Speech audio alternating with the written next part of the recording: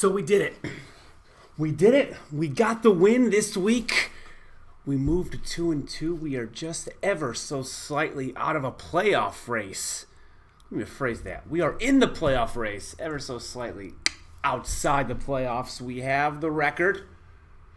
Just got to work on that differential. I injured my knee during celebration last week, so they so graciously offered to give me a chair to sit down on so I don't re-injure myself with my animated antics. My animantics. They told me to just take it easy this week and move on to next week, but it's not the kind of guy to take it easy. You know, I'm the kind of guy to show exuberance and to show excitement and to put the emotion on the hooded sleeves that I wear. I think you all deserve to see that too, week in and week out. So let's, enough about my dumb emotions. Let's get to the questions. Let's go to the first question right down there.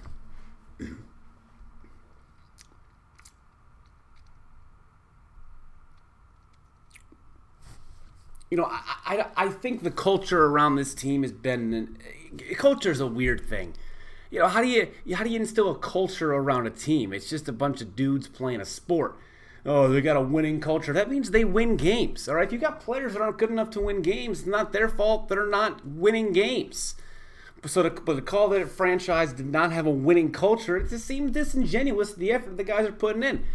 Just because teams aren't winning doesn't mean they're not trying. Just because teams aren't winning doesn't mean that they're not giving it their best every week and that they're not putting their best foot forward. We've always been putting our best foot forward, so sometimes, I like to get a little crazy, a little zany, a little wacky. Doesn't mean we're not trying. It just means you're trying to win in style. It means you're trying to look good while doing it too. Okay, you can have both.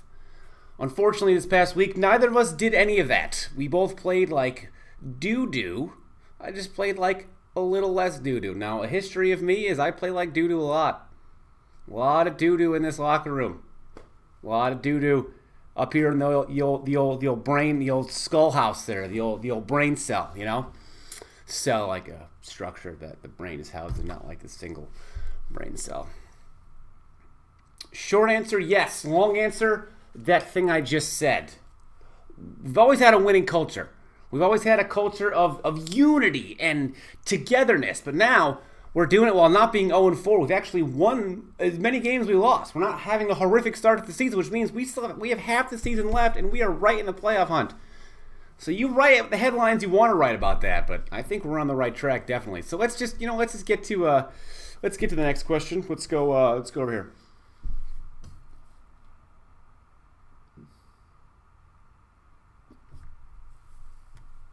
Why do you think that I would answer that question anything other than, well, I guess you'll find out, won't you? What do you mean save the we are right in the playoff hunt. Maybe you should save you from getting your fucking skull bashed in by me and my angry, this is the perfect chair to hit you in the face with. You keep asking questions like that, like just save the Sawsbucks. Listen, man, you want to say we end up 2-4 with 2 games left in the season. You want to say we need saving at that point? Sure, but for now, you better shut the fuck up. We don't need saving. The rest of the league needs saving from the Milwaukee Sawsbucks. Milwaukee Sawsbucks does not need saving. The WBE does, because they don't want this team in the playoffs. They don't. The ratings will plummet. All right, we know. Oh, we know. I know what I am the Tennessee Titans of this league. I'm the scrappy little underdog, and if I make it the playoffs, there's no telling what we can do, what kind of damage we can inflict. The ratings won't like it. We're not a big market team, but we are as a team, and it's going to do something worth talking about, whether it's lighting myself on fire in celebration or perhaps dethroning a previous champion in a playoff game. And both are likely. Let's what we got. Let's go to the next question. Let's see what we got. Yeah, you over there.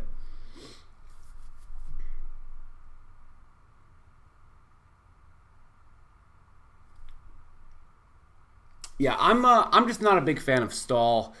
I don't think. Okay, see, I'm at a point now in my life where I'm gonna actually retract out of the coach persona for a minute, because this would conflict directly with what a coach would do.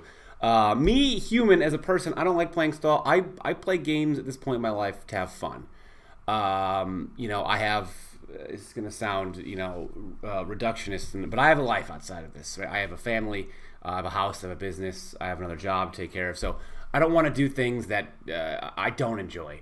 And I know playing stall, like maybe I can get a W, but like I'm gonna have fun making the video whether I win 6-0 or lose 6-0. That doesn't matter to me. I have fun. What is it in my hand? What is this?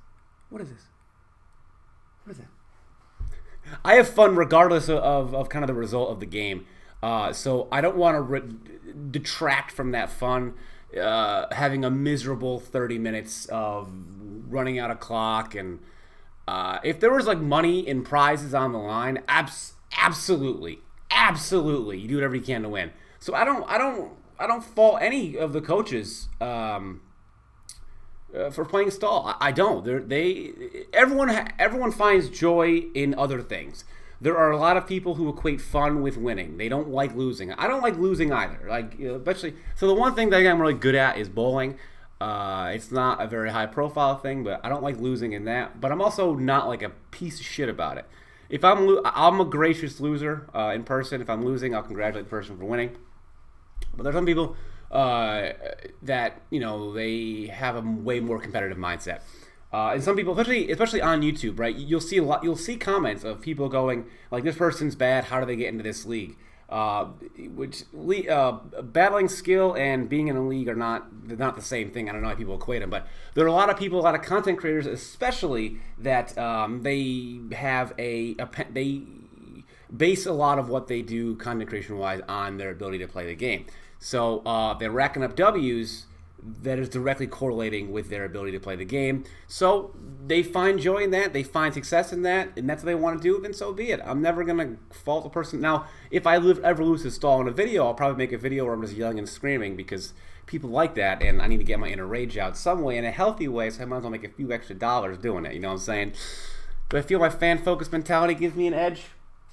Yeah, you guys are the best. Try to make you guys a little happier. Let's get to the next question here.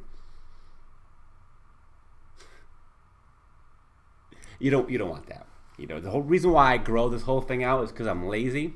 I shaved just the beard and left the mustache for like one photo in my life, and it is. If you ever see that photo, it'll knock years off your life. It's like that Korean comic that you click on and it scrolls down, or else it's horrific and loud and it just ruins your life. Yeah, that's what me and a mustache is. It'll ruin your life. I will immediately get on a sex offender list. As soon as if I don't shave the mustache quick enough after I shave the beard in the bathroom, then I'm gonna have cops in my house. They're gonna put me on a registry. It's horrible. So never. So let's get to the next one here.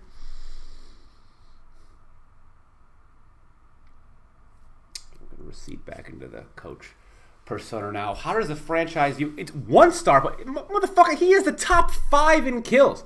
The Sawsbucks are in playoff contention. We have Pokemon in the top 5 in kills out of 160. The top 5 in kills. You want to talk about seeing less game time? You want to say he's a once-star player? You're a once-star reporter. You're never a star reporter. You want to talk about a one-star player? You'll never have anything as good on your team as I do with Kaparaja, and I will not sit here and let you disgrace and degrade him when he is in the top 4. It's not my fault that Duda made the graphic for the top 4 and then the 5th guy down there. It's not my fault that Kaparaja comes alphabetically after Arcanine. 1-star player. Any more talk like that, I'm going to have Kaparaja go over to your house and just knock your fucking head off. You don't think I won't? Let's get one more question. I'm sick of this shit.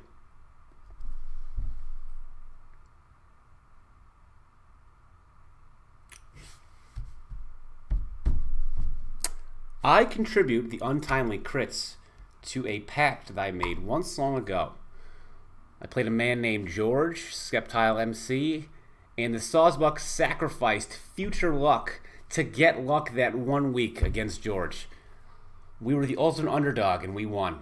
Because we got some dope luck.